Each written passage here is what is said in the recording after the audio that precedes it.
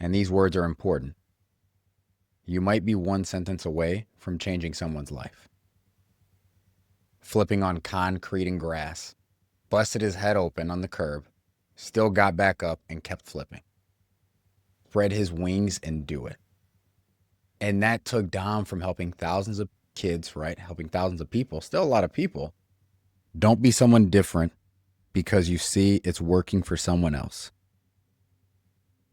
The same guy who sat with the lonely kid, I could do it without even thinking about it. So push yourself past that physical limit. You realize your fears are fake.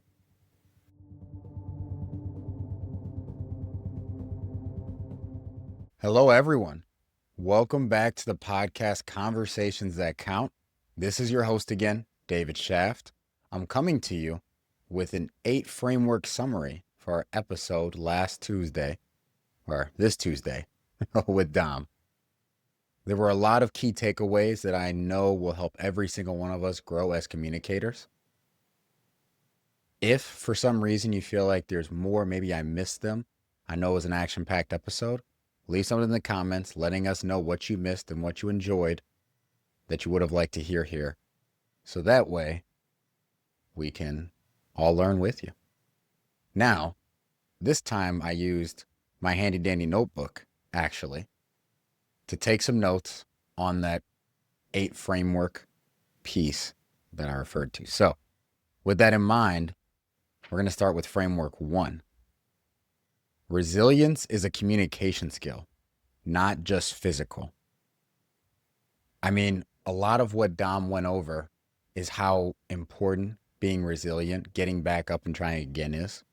I mean, he started his journey at 4 years old, flipping on concrete and grass, busted his head open on the curb, still got back up and kept flipping. He had 7 siblings, constantly roughhousing, never let it get him down, still said, no, I'm going to keep just getting better and I'm going to keep trying. This is something all of us can relate to in one way or another.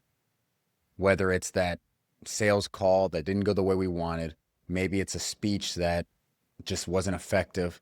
Maybe it's a meeting we had that we just completely fumbled. Maybe we messed up an entire presentation, right?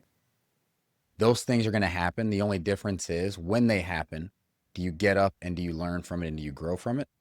Or do we just give up and just call it quits? Dom did not, and that's how he got where he is.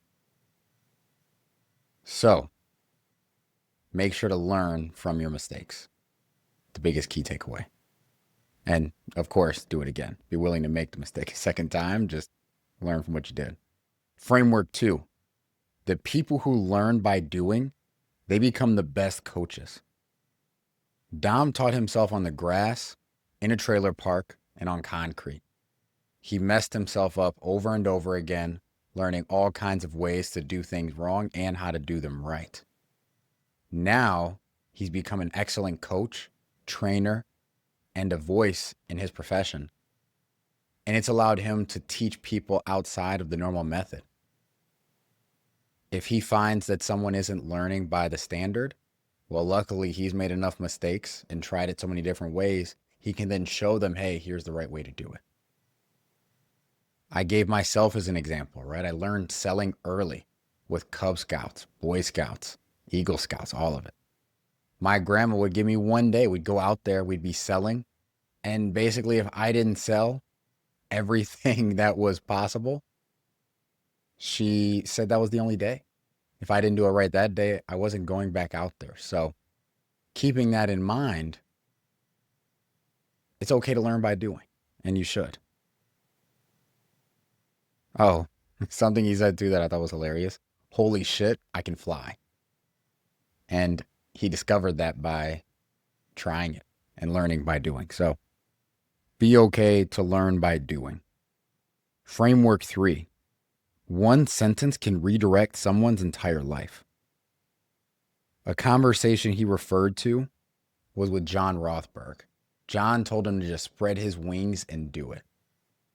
And that took Dom from helping thousands of kids, right? Helping thousands of people, still a lot of people, to helping millions of people across all of his platforms, not to mention the people he gets to interact with every single day as he travels all over the country. It's so important that we say the thing that sometimes needs to be heard by someone. I want you to ask yourself too, is there something that someone is waiting to hear from me? Is it a word of encouragement? Is it some enthusiasm? Is it telling them to go after their dream? And can you do that? I'm sure you can. Don't hold it in. You might not get tomorrow to do it. At the end of the day, my biggest takeaway, and these words are important, you might be one sentence away from changing someone's life. Framework 4. You think you're unique until you enter a bigger room. He thought, Dom, right? Him and his brothers, they thought that they were the only ones who had ever done a McTwist. They thought they made it up. It was their entire thing. Turns out they weren't the first ones to do a McTwist. When he showed up at his gym, his home gym now that he loves so much, he saw kids younger than him doing 4, 5 McTwists in a row. And it blew his mind. What it did, though, is it opened up what was possible for him. He didn't take it as an opportunity to be afraid, think that he wasn't good enough. He said, oh my gosh, if they can do 4 or 5 McTwists in a row, what can I do? And then he took off like a rocket, changed the entire trajectory of where he was headed in his career. This happens a lot of the time as speakers, as salespeople, as communicators, as human beings. We walk into a room where we feel underqualified, where we get imposter syndrome, and we think, man, I'm not supposed to be here, and we shy away from it. When in reality, if we kept stepping into that room and we learn from the people in that room who have gotten where we want to get to, we can learn that much faster. It's exactly what this whole podcast is about. When I started it, I was interviewing CEOs, business owners, people from all over the country, some in other parts of the world, who had accomplished things that I could only imagine at the time. And it's helped me grow tremendously as a communicator. So take that jump and be okay going into the room where you feel underqualified. Don't stay a small fish, or what is it, a big fish in a small pond. Become a small fish in an ocean or a large pond, right? And then you'll grow to fit the size. Number 5, be yourself, because copying someone else's voice guarantees failure. I love this quote that Dom gave. Don't be someone different because you see it's working for someone else. The same guy who sat with the lonely kid at lunch is the same one who calls his community his friends. It's that authenticity and that commitment to being himself that has built him millions of followers across platforms. And he still connects with people like that same kid he was, who would sit with anyone at lunch and could make friends with anyone. That hasn't changed into adulthood. He stayed true to who he was, and we should all do the same. It's good to learn, like in my last framework, it's good to learn from people who are doing things that are working, but it doesn't mean you need to change who you are. Improving and changing who you are not the same thing.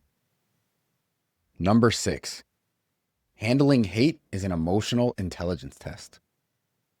For Dom, people go after his weight, his looks, his skin color, and he handled it very well. A quote actually from him again that I took a lot of value from. They're probably going through something in their life that's making them miserable. Has nothing to do with you. It's very easy to get upset, angry, and want to fight, lose your composure, take it personal. When in reality, we have to remember the value of our words. For someone to say something hateful, something hurtful, they're expending a lot of energy. And imagine if they instead took that energy and used it in a positive way. So don't let them redirect your energy and make you say something that really wasn't worth being said. Make sure when you speak, it comes from a place of giving value, of speaking life, not of trying to take value away. Number 7, credibility is built when you can do and explain.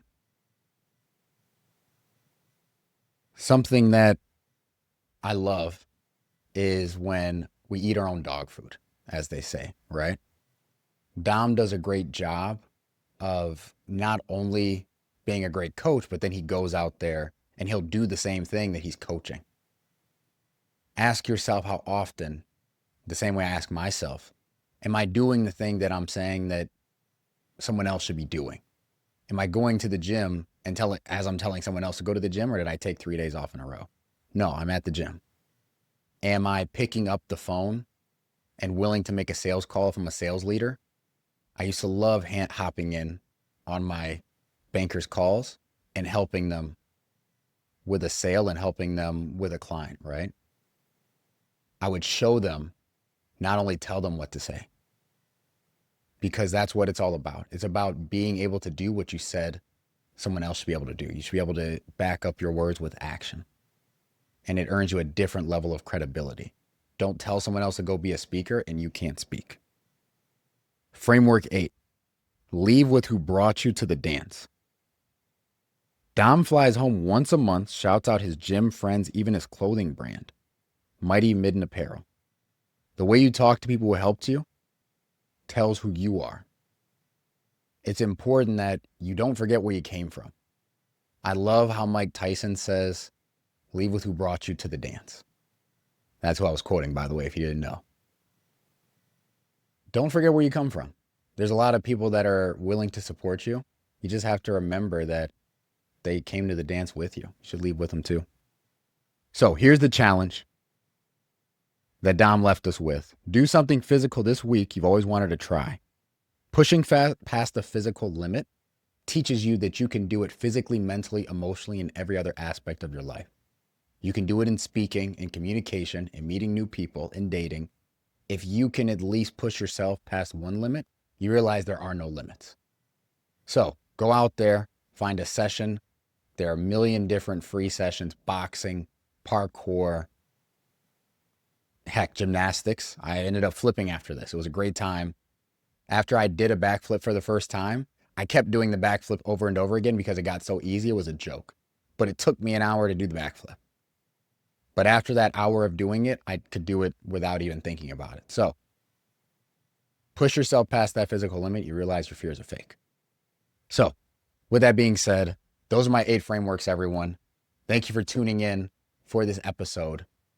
Follow us on Apple, Spotify, YouTube, and everywhere else that social media exists. You can find myself, David Shaft, and Conversations That Count. Make sure to let us know if for some reason there's something that you think should have been on this episode from last week that was missed. And I look forward to seeing you all next week. Let's go out there, let's win, and let's make sure we keep having conversations that count.